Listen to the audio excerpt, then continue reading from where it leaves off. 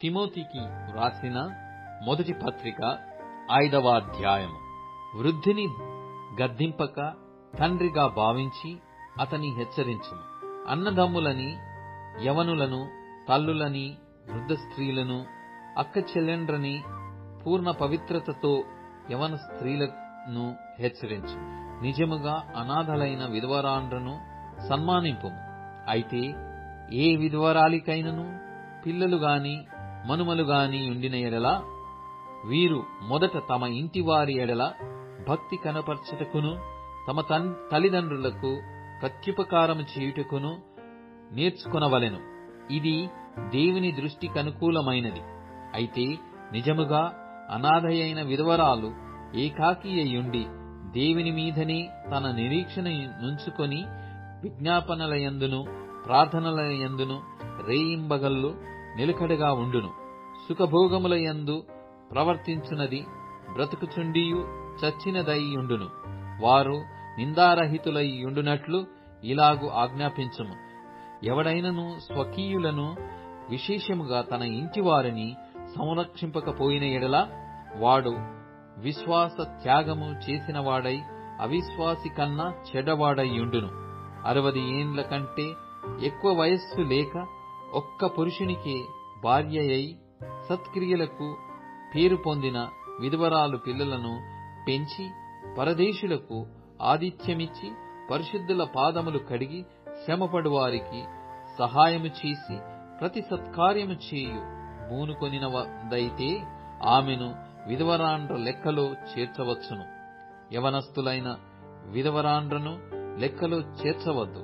వారు క్రీస్తునకు విరోధముగా నిరంకుశులైనప్పుడు తమ మొదటి విశ్వాసమును వదులుకొనిరని తీర్పు పొందిన వారై పెండ్లాడగోరుదురు.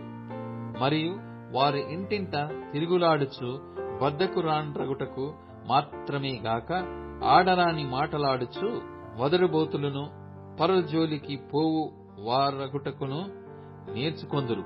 కాబట్టి యవన స్త్రీలు వివాహము చేసుకుని పిల్లలను కని గృహ పరిపాలన జరిగించుచు నిందించుటకు విరోధికి అవకాశమియ్యకుండవలెనని కోరుచున్నాను. ఇంతకు ముందే కొందరు త్రోవ నుండి తొలగిపోయి సాతానును వెంబడించిన వారైరి. విశ్వాసురాలైన ఏ స్త్రీ ఇంటనైనను విధవరాండ్రుండిన ఎడల సంఘము నిజముగా అనాథలైన విధవరాండ్రకు సహాయము చేయుటకై దానిమీద భారము లేకుండా ఆమెయే వీరికి సహాయము చేయవలెను. బాగుగా పాలన చేయు పెద్దలను, విశేషముగా వాక్యమందును ఉపదేశమందును ప్రయాసపడు వారిని రెట్టింపు సన్మానమునకు పాత్రులనుగా ఎంచవలెను.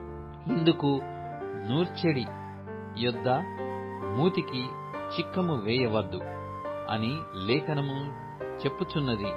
మరియు పనివాడు తన జీతమునకు పాత్రుడు.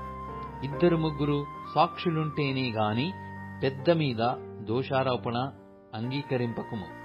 ఇతరులు భయపడు నిమిత్తము పాపము చేయువారిని అందరి ఎదుట గద్దింపుము. విరోధ బుద్ధితోనైనను పక్షపాతముతోనైనను ఏమీయు చేయక నేను చెప్పిన ఈ సంగతులను గైకొనవలెనని దేవుని ఎదుటను క్రీస్తు యేసు ఎదుటను ఏర్పరచబడిన దేవదూతల ఎదుటను నీకు ఆనబెట్టుచున్నాను. త్వరపడి ఎవని మీదనైనను హస్తనిక్షేపణము చేయకుము. పాపములలో పాలివాడవై ఉండకుము. నీవు పవిత్రుడవుగా ఉండునట్లు చూచుకొనుము.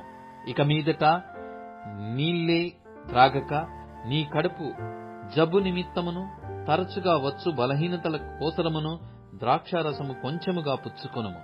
కొందరి పాపములు తేటగా బయలుపడి న్యాయపు తీర్పునకు ముందుగా నడుచుచున్నవి. మరికొందరి పాపములు వారి వెంట వెలుచున్నవి. అటువలే మంచి కార్యములు తేటగా బయలుపడుచున్నవి. బయలుపడనివి దాచబడనేరవు.